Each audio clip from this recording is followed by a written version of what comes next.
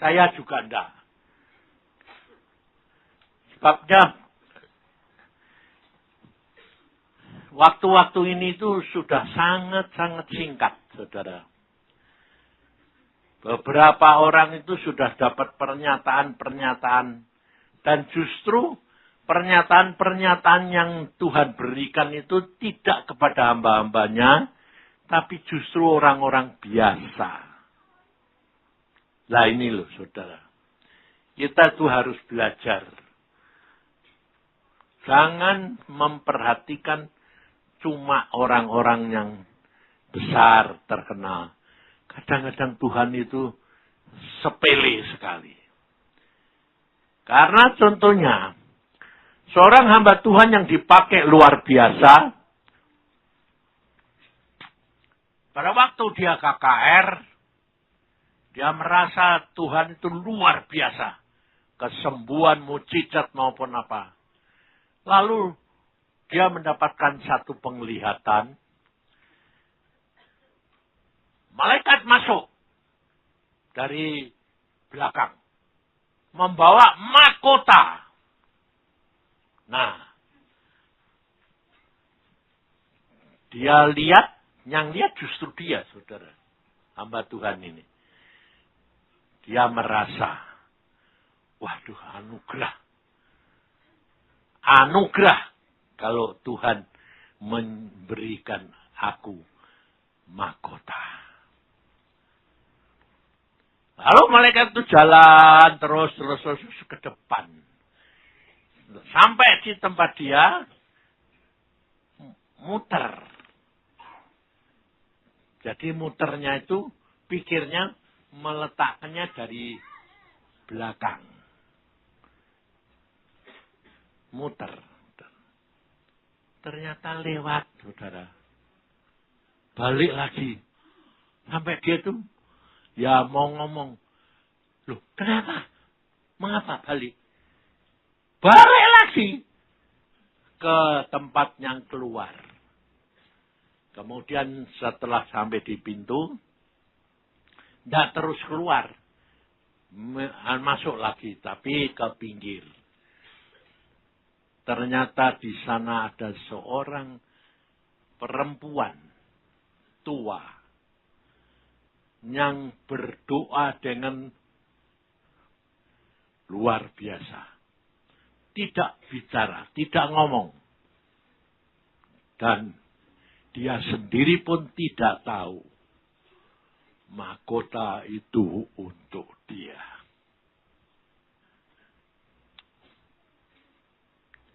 Dan dia pun yang pada waktu diberikan, dia tidak merasa apa-apa. Dia tidak tahu. Yang tahu adalah hamba Tuhan itu. Dia tanya kepada malaikat itu, mengapa dia? Jawaban daripada malaikat itu, kamu adalah seorang hamba yang dipakai oleh Tuhan untuk melakukan mujizat dan kuasanya dan kesembuhan maupun mujizatnya. Tapi hati Tuhan tergerak melakukan semuanya ini karena doa perempuan itu. Kuncinya di mana? Karena perempuan itu melihat penderitaan orang-orang. Dan dia merasakan, tidak kuat Tuhan. Akhirnya Tuhan turun tangan sendiri. Maka dari itu saudara, kita itu menjadi anak-anak Tuhan harus menyadari. Kalau ada seorang yang dipakai Tuhan, luar biasa, harus menyadari. Bukan karena kebaikan karena kekudusan, kebenaran, tapi karena anugerah. Makanya saya pada waktu setelah pengasingan dipakai Tuhan berkata, kamu harus ngomong sama dirimu sendiri. Tiap kali, tiap saat setelah pelayanan, aku adalah hamba yang tidak berguna. Ingat bahwa semua itu karya Tuhan, bukan karya kita. Kalau kita dipakai, itu anugerah. Karena apa? Karena Tuhan sayang kita. Mau pakai kita. Karena belakangan ini saya menyadari, saudara. Waktunya itu sudah demikian singkat. Pada waktu saya ke Australia, saya ke Australia itu lucu. Waktunya cuma jadi 4 hari sambil perjalanan. Berarti di sana cuma 2 hari. Cuma 2 hari. Saya khotbah sama Daniel. Dan Tuhan luar biasa. Dan saya mendapatkan ayat yang begitu keras. Mari kita buka di dalam Wahyu. Dalam Wahyu pasal yang ke-22. Ayat yang ke-10 mulai. Lalu malaikat itu berkata kepadaku, Yohanes, jangan meteraikan perkataan-perkataan nubuat dari kitab ini, sebab waktunya sudah dekat. Barang siapa yang berbuat jahat, biarlah ia terus berbuat jahat. Barang siapa yang cemar, biarlah ia terus cemar. Dan barang siapa yang benar, biarlah ia terus berbuat kebenaran. Barang siapa yang kudus, biarlah ia terus menguduskan dirinya. Sesungguhnya aku datang segera. Aku akan membawa upahku untuk membalaskan kepada setiap orang menurut perbuatannya. Aku adalah Alfa dan Omega, yang pertama dan yang terkemudian, yang awal dan yang akhir. Saudara, waktu saya mendapatkan ayat-ayat ini, saya merasa bahwa orang-orang di Australia ini waktunya sudah sangat singkat. Dan setelah saya pulang, setelah saya renungkan, saya doakan, ternyata itu firman buat saya sendiri. Karena firman Tuhan itu selalu berkata, pedang bermata 2. Buat orang lain dan buat diri kita. Kita tuh kerap kali tidak menyadari bahwa kita tuh kurang memeriksa diri, saudara. Kalau kita berdoa, apakah kita itu melihat diri kita sendiri atau tidak? Karena demikian ini waktunya sudah sangat singkat. Di dalam kitab Daniel pun dikatakan, orang bijaksana pun akan jatuh.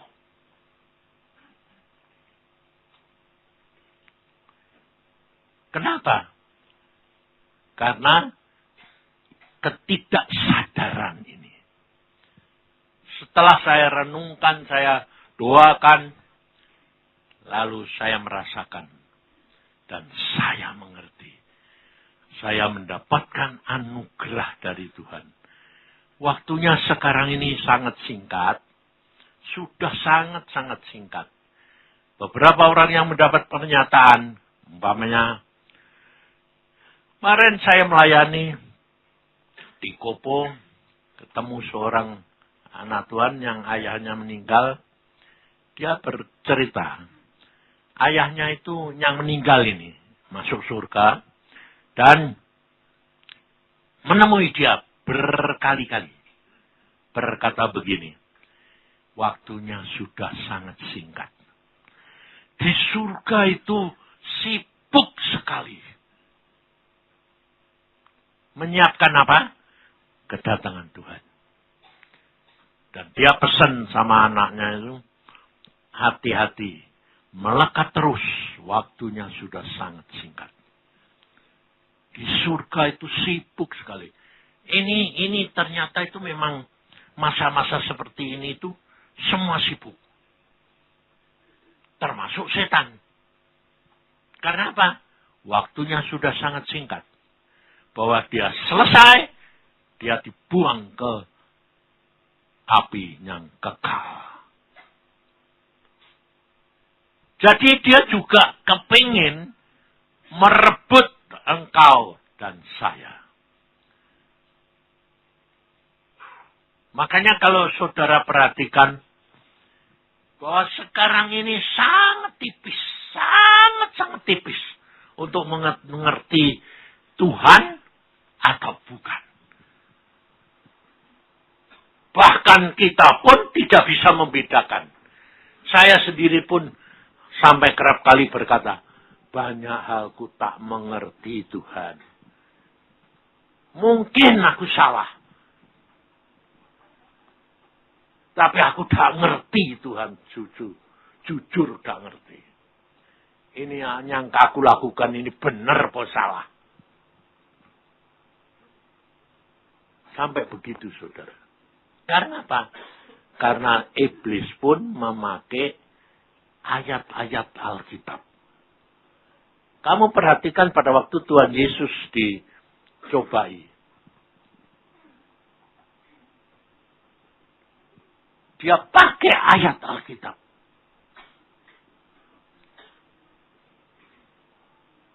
Buatlah batu ini jadi roti. Karena setan tahu Yesus lapar. Bukankah kita kerap kali mengalami kayak begitu? Dalam keadaan kita kejepit, kita butuh, kita lapar, akan jalan keluar, tidak tahu. Sehingga apapun disodorkan, seolah-olah kita tangkap dari Tuhan. Saya punya saudara seiman yang keadaannya, dia seorang kaya raya dulunya. Saudara tahu, dia punya pabrik di Cikarang sampai habis. Rumahnya disita, bayar sekolah buat anaknya saja tidak bisa. Anaknya seakhirnya tidak sekolah, keluar semuanya. Padahal dulunya anaknya itu sekolahnya semua di Amerika. Bawa pulang tidak selesai semua. Nah, yang di sini pun, yang terkecil, sekolah SMP pun tidak lulus, tidak bisa ujian. Tidak punya duit. Rumahnya disita, sekarang ini dilelang. Kamu tahu harganya berapa? 6,5 miliar. Tapi buat bayar utang. Padahal utangnya cuma 2 miliar. Saudara tahu, saya tidak bisa mengerti. Dia telepon, istrinya mengatakan, Pak, apa yang saya harus berbuat? Saya pun berkata, aku pun tidak tahu. Saya ngalami sendiri pada waktu di Gatot Subroto, kurang 3 hari, saya harus pindah, rumahnya harus dirobohkan. Saya berdoa, Tuhan, aku pindah mana? Pergi kemana? Dijawab sama Tuhan. Bedanya di sini, saudara. Dia tidak tahu, tidak dijawab lagi. Sampai saya mengatakan, Tuhan, kasihani dan ampuni. Pietah Tuhan. Kalau kita tidak engkau jawab, kita itu seperti kepanasan, cacing kepanasan. Goyang sana kini cari Tuhan. Mazmur Daud pun berkata, gelisah, tidak tahu caranya.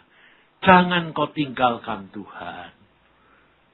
Kalau saudara tidak pernah mengalami sendiri, tidak akan bisa merasakan bagaimana beratnya.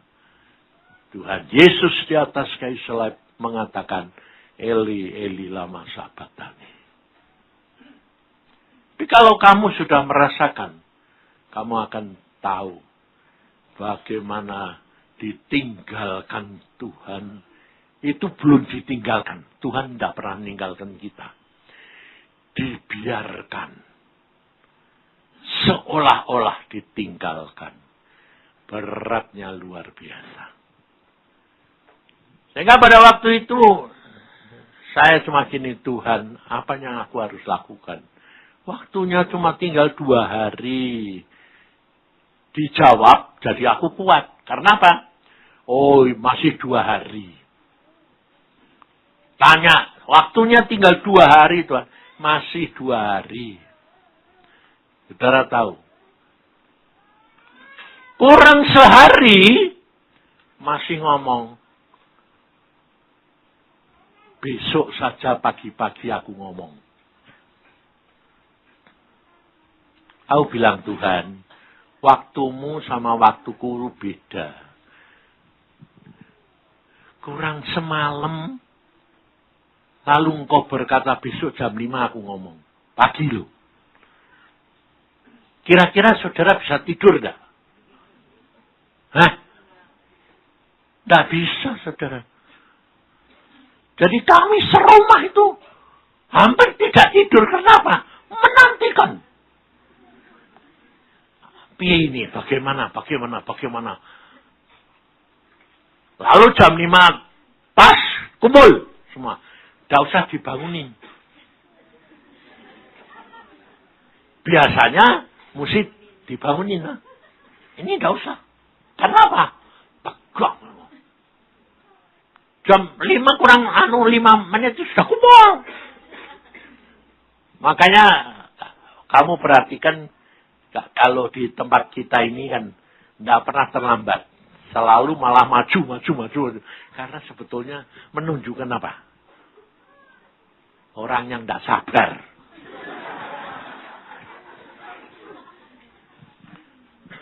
Dan orang yang kurang percaya. Tidak sabar. Kumpul. Setelah kumpul. Tegang semua. Tuhan, ini sudah aku yang ngomong. Aku yang mimpin ya toh. Karena ada Nani, ada adik saya Yongki, ada Esther, ada Iin, Denny, Emi. Tuhan, ini sudah jam 5. Bayangin. Kita tahu dah kalau Tuhan itu sudah tahu. Kenapa kok Kika ingetin? Apa kamu tidak kerap kali gitu? Sami mawon. Ini Tuhan sudah jam 5. Ya, aku tahu. Terus bagaimana Tuhan? Jawabannya apa? Nanti saja di gereja diundur lagi. Maple. Semangat itu rontok semuanya. Jadi aku sampai gini, Tuhan. Orang percaya kok sampai mau habisin semua. Dihabisin semua. Waktunya sampai mepet. Terus pergi ke gereja jam 7. sampai jam 8. Yang paling tegang siapa? Saya. Sebab saya kepala keluarga loh. Mak sebelah saya, mak itu orangnya tidak sabar sama aja sebetulnya. Nyenggol terus. Wis dong. Wis ngomong belum. Sudah ngomong belum. Nanti aku kira tegang dewe. Dia ngomong kan nanti tak kasih tahu. Ya kok belum loh. Kuih yang dah peka atau dah siap. Waduh. Orang kalau sudah mepet kayak gitu, saudara. Saya malah disenggol-senggol sehingga tidak bisa konsentrasi. Sebabnya apa? Pikiran ke sana, tapi juga telinga harus mendengarkan orang khotbah. Orang nyanyi pun diperhatikan. Apakah itu suara Tuhan? Nyanyi itu, Kak. Saya nyanyi tadi sampai nangis. Karena apa? Betul Tuhan. Tidak ada yang bisa kalau tidak Engkau paksa. Karena apa saudara? Karena waktunya sangat singkat ini. Saya diberitahu Tuhan. Tidak semua bisa masuk. Bayangin saudara. Tidak semua kamu di persekutuan ini tidak ditinggal. Sebagian itu justru ditinggal. Bukan karena tidak layak. Karena apa? Karena tidak siap. Sehingga saya tanya, yang menyebabkan apa? Tuhan berkata, kamu kan sudah ngalami sendiri. Saudara tahu. Karakter itu yang menjadi penghalang. Kelemahan-kelemahanmu itu yang jadi penghalang. Kalau saya, mata keranjang. Jadi penghalang. Dan akhirnya, di Australia itu ayat berkata, yang jahat biar terus berbuat jahat. Kalau firman begitu itu berarti ada kesempatan bertobat pada. Tidak ada. Ini belum tiba. Masih ada kesempatan. Sebab saya ngalami sendiri. Tuhan bebaskan aku. Dicabut benar-benar. Sehingga semua hilang. Kesombongan. Ketinggian hati. Iri hati. Tidak mau kalah. Ketidaksabaran. Kekurang percayaan. Itu yang menjadi penghalang bagi hidup kita.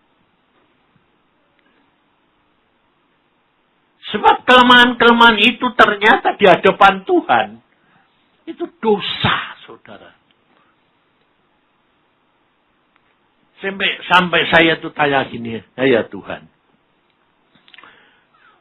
Itu pencuri di atas kayu salib itu kok enak sih Tuhan. Ya. Hanya ngomong pada waktu mau dimatiin. Ingat aku. Kalau engkau sampai di surga. Selamat.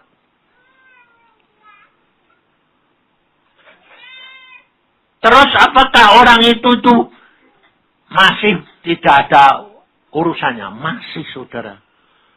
Dia sampai di sana pun harus diobati.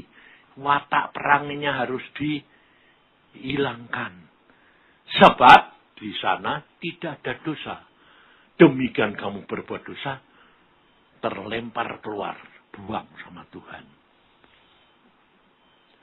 Wah, sampai saya mengatakan gini, waduh, repot ya Tuhan. Kamu kan sudah ngalami sendiri.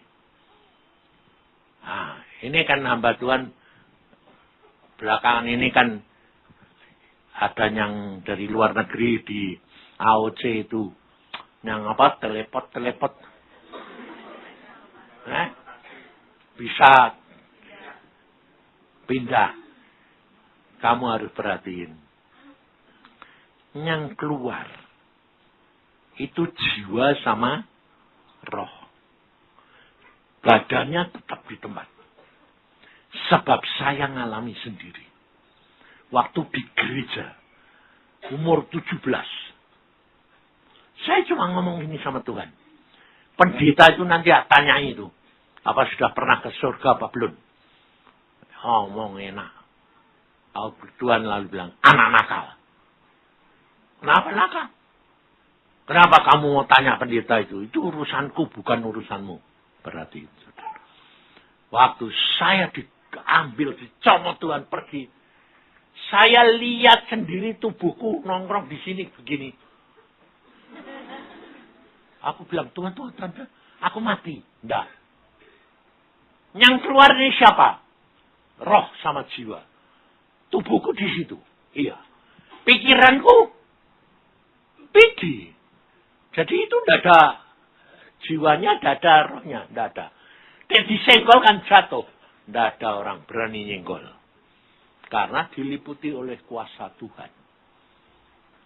Jadi pergi. Waktu ke sana, saya bisa tahu kenapa jiwa saya ikut, mata keranjang saya ikut.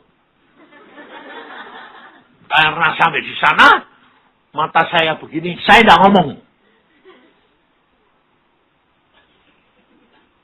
Terus Tuhan bilang, apa yang kamu cari?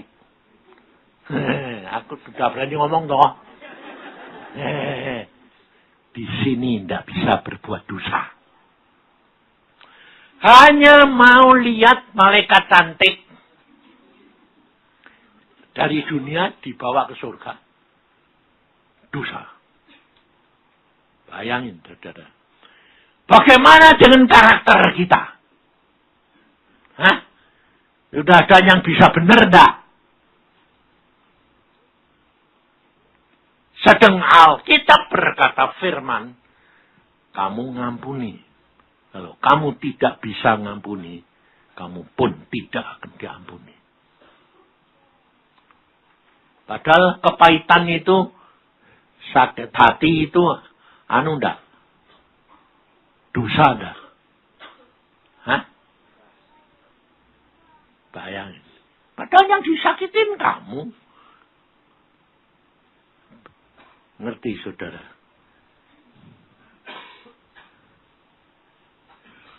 Kita tidak bisa mengerti. Maka dari itu, saudara, kita harus dalam waktu 2,5 tahun ini, kita harus cepat-cepat benar-benar beres-beres. Ngomong sama Tuhan. Jujur terhadap Tuhan. Jangan simpen-simpen, jangan ditutup-tutupin. Sebab Tuhan suka akan ketulusan, kejujuran. Apa adanya cerita sama Tuhan. Jengkel, marah, iri hati, tidak mau kalah, kesombongan, ketinggian hati, merasa kaya, ngomong sama Tuhan. Nanti Tuhan yang akan menolong kita, membebaskan kita. Kalau enggak, kamu enggak akan bisa. Saya sendiri terus terang merasakan baru keluar dari mana? Dari maut. Karena hanya gara mata keranjang. Tuhan, kalau engkau tidak bebaskan aku tidak bisa melepaskan diri. Jadi jangan kira kelihatan sepele, sakit hati, terus tidak mau kalah, menghakimi orang lain. Itu harus dilepaskan semua. Kalau kita perhatikan begitu, jujur, siapa yang kalau Tuhan datang terus bisa masuk surga? Tidak ada. Pasti semua ketinggalan. Maka dari itu, Tuhan itu memperingatkan. Udahlah, lepaskan saja semuanya. Tinggal semua. Untuk menjadi pengikut Yesus, tinggalkan semua. Udah. Makanya kita mengucap syukur kalau kita diingatkan senantiasa. Supaya cepat balik. Masih ada kesempatan pertobatan itu. Jangan sampai kita Wahyu berkata, sekarang sudah tiba waktunya, jangan kamu meteraikan. Kalau dimeteraikan itu sudah tidak bisa, masih ada jalan keluar. Masih ada waktu pertobatan. Dikatakan jangan kamu meteraikan karena waktunya sudah singkat. Jadi berarti waktu tidak ada pertobatan itu pasti datang. Segera datang. Dan kalau memang 2,5 tahun itu cuma hanya 5 menit saudara di hadapan Tuhan. Ya sebentar loh. Mak kletak selesailah. Tapi buat kita 2 tahun masih lumayan lah. Padahal kita itu tidak sadar. Baru ini sudah Desember habis lagi. Sebentar lagi ke Semarang. Ya toh. Di Semarang itu nanti kamu masuk gerbang mana ya belum tahu toh. Nah, saya sendiri terus terang tidak tahu. Ini Semarang ini gerbang apa, tidak tahu saya. Saya cuma tahunya gerbang saya. Karena gerbang saya gerbang keajaiban dan supranal mujizat. Saya bisa selamat itu karena anugerah. Bukan karena saya. Jadi kalau gerbang yang lain, ada yang harus ketekunan, setia, perang. Wow. Mati buat Tuhan. Wow. Puji Tuhan.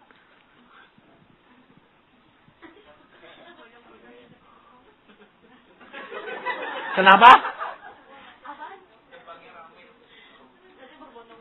Kamu jangan ikut-ikut. Tidak bisa. Tidak bisa ikut-ikut. Makanya saya kan sudah ngomong. Masuk surga, tidak. Gandeng-gandengan. Mau ikut mujizat. Tidak bisa. Sebabnya kenapa tidak bisa? Itu anugerah di Tuhan yang mau. Kamu di Tuhan yang tidak mau ya tidak bisa. Kamu mau jungkir balik kayak apa? Tidak bisa. Bayangin saudara. Seperti yang saya katakan tadi. Orang itu sampai tidak bisa nyekolahin anaknya orang kaya. Orang yang juga cinta Tuhan. Kok gitu tuh kenapa? Ya tidak ngerti itu aku.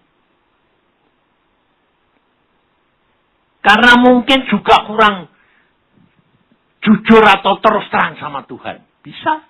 Diam aja. Nyatanya ya memang diem tuh. Sampai rumahnya disita ya tidak tahu tuh. Dilelang ya tidak tahu. Tahu-tahu didatangi.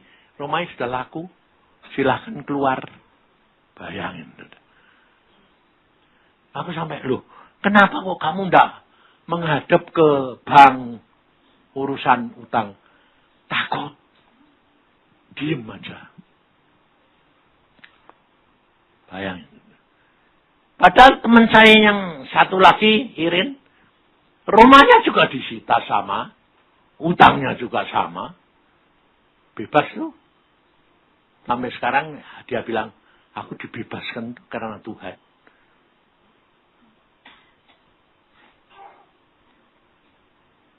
Rumahnya dibalikin.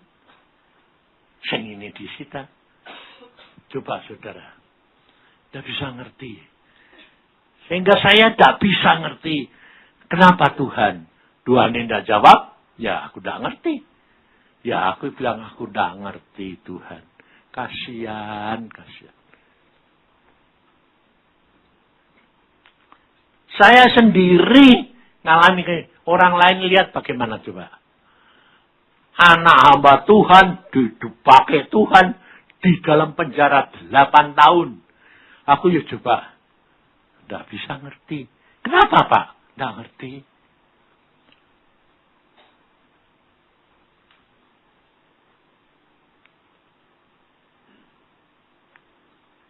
Tidak bisa ngerti. Makanya itu kita perlu hanya apa? Menyerah. Menyerah, sudah. Jangan punya keinginan apa-apa. Jangan ikut sama Tuhan, kepingin bantu Tuhan, kepingin nyenengkan Tuhan, caranya menurut cara kamu sendiri. Tidak bakal bisa. Kalau kamu mau menyenangkan hati Tuhan, nyerah. Gantung sama dia. Kalau harus mati, ya matilah. Tidak apa-apa. Daripada pusing. Kamu usaha sendiri. Tidak bisa. Maka dari itu saudara, marilah kita sama-sama bertobat. Periksa diri. Periksa diri. Watakmu, perangaimu, kelemahanmu itu apa semua. Jujur letakkan di depan Tuhan. Dan katakan, Tuhan Roh Kudus, penolongku, tolong paksa aku, tuntun aku. Supaya aku sampai kepada kehendak-Mu yang jadi. Kalau tidak bakal sampai, saudara. Saudara mau membela diri bagaimana, mau pakai alasan apa, tidak ada yang mampu. Tidak bisa. Sebab kita kurang mengerti. Kenapa Tuhan waktu ketemu sama saya itu berkata gini, baca Alkitab. Karena itu kuncinya segala-galanya. Baca Alkitab gak ngerti Tuhan. Tidak apa-apa. Nanti aku kasih kamu pengertian. Jadi kalau tidak Tuhan memberi pengertian, tidak akan ngerti.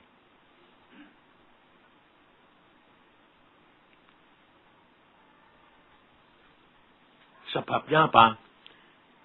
Sebabnya semua setan itu jahatnya loh. Biasa. Coba saudara perhatikan. Orang yang seperti hamba Tuhan yang dapat karunia apa itu hilang itu. Risikonya gede loh. Karena apa? Gampang jadi sombong. Kelihatannya enak, bahagia gitu. Aku bilang, aduh moh Tuhan, tidak usah lah. Aku sudah ngalami dewek. Dibawa ke surga kayak gitu ya. Ya cuma gitu terus tidak mau balik, tidak mau balik loh saya itu. Sampai Tuhan bilang, sudah sana balik. Tidak mau. Aku mau di sini. Balik. Tidak mau. Pegang, dicomot, dilempar, langsung balik. Kita itu tidak ada artinya di hadapan Tuhan. Saya ngalami sendiri, mau mati berkali-kali, hidup lagi. Di situ juga saya lihat, tidak bisa apa-apa. Saya itu orangnya pemberontak. Berapa kali dibawa ke sana, tidak mau balik, Tuhan bilang, balik. Nggak mau. Akhirnya dipaksa Tuhan, dilempar aja balik. Dari pengalaman-pengalaman itu jelas. Kita sudah nyerah saja. Ngucap syukur. Mau dijadikan apa? Amin. Wis amin. Amin. Dan ucap syukur. Kalau engkau mengucap syukur, tandanya bahwa engkau percaya, engkau membesarkan Tuhan. Hanya dengan ucapan syukur. Saya terus terang balik, mati hidup berkali-kali itu sudah 3 kali. Hanya Tuhan berkata, mengucap syukur. Jadi tidak ngomong sembuh, tidak minta apa, tidak. Mengucap syukur, terima kasih Tuhan, terima kasih. Setan yang ngomong, kalau kamu terima kasih, kamu bisa apa? Memang aku tidak bisa apa-apa. Nah, kalau kamu terima kasih, kalau Tuhan tidak beri, ya matilah. Udah selesai. Kalau Tuhan mau mati, ya mati. Mau hidup, hidup. Maka dari itu, saudara, marilah kita nyerah. Kita serahkan tahun ini. Supaya tahun depan kita berjalan. Sebab tahun depan tuh begini, saudara. Tahun depan ini seolah-olah kayak orang dijor. Jadi orang benar, orang jahat, semua sepertinya mau dijor sama Tuhan. Dikasih berkat. Tapi itu bisa menjadi jerat, bisa menjadi kekuatan. Maka dari itu, jaga sikap hati. Bukan karena kekuatanmu, kemampuanmu, tapi karena anugerah Tuhan. Tuhan mau kasih kamu hanya semua. Jangan membatasi Tuhan dengan cara berbeda. Tuhan 2,5 tahun, 3 tahun sudah mau datang. Ngapain aku pusing-pusing? Itu tandanya dia kamu mau ngatur Tuhan. Sudah sesukanya. Mau masih 2 tahun, 1 tahun ya biar. Pokoknya kamu kerjakan bagianmu. Hari ini kamu selesaikan hari ini. Besok urusan besok. Itu Tuhan mau. Sehingga pada waktu nanti Tuhan datang kapan sewaktu-waktu menjemput kamu, kamu sudah siap. Karena kamu melakukan bagianmu. Biarpun belum selesai pekerjaanmu, tidak masalah. Karena Alkitab berkata, pada waktu Tuhan datang, ada yang sedang kerja. Ada yang sedang pelayanan. Ada yang sedang apa? Tuhan angkat. Jadi jangan batasi Tuhan. Selesaikan bagianmu dan kita serahkan dalam tangan Tuhan. Tidak ada orang tahu. Amin. Maka, yuk kita sembahyang. Kita menghadap Tuhan. Kita tanya kelemahan-kelemahan kita yang harus dilepaskan.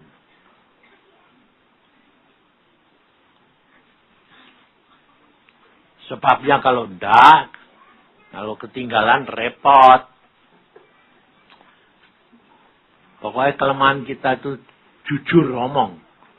Tuhan, aku punya kelemahan ini. Aku minta engkau lepaskan. Bagaimana caranya? Anda tahu. Hanya Tuhan yang bisa. Kita tidak pernah bisa. Hanya Tuhan yang bisa melepaskan kita.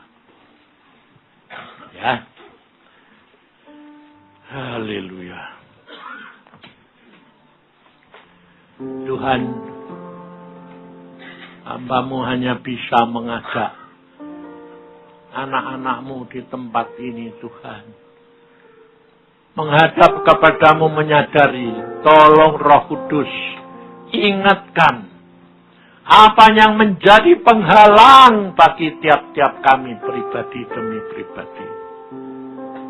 Karena setiap orang tidak sama. Ada yang banyak, ada yang sedikit. Tapi Engkau lebih tahu.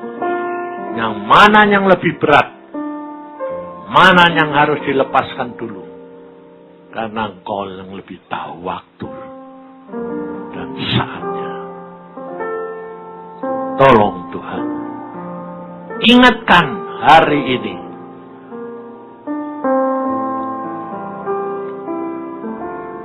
Kaya karatas.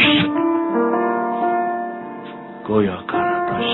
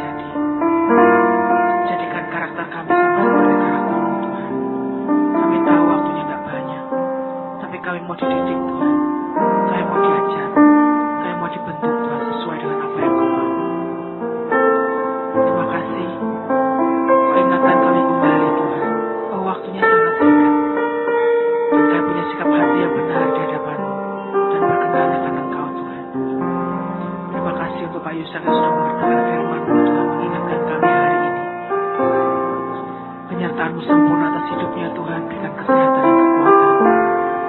Anugerahkan hamba-Mu ini selesaikan tugas dan bagiannya sampai akhir. Dan Kau dapati hamba-Mu ini setia di hadapan-Mu Tuhan. Kau akan cukupkan semua yang hamba-Mu ini perlukan.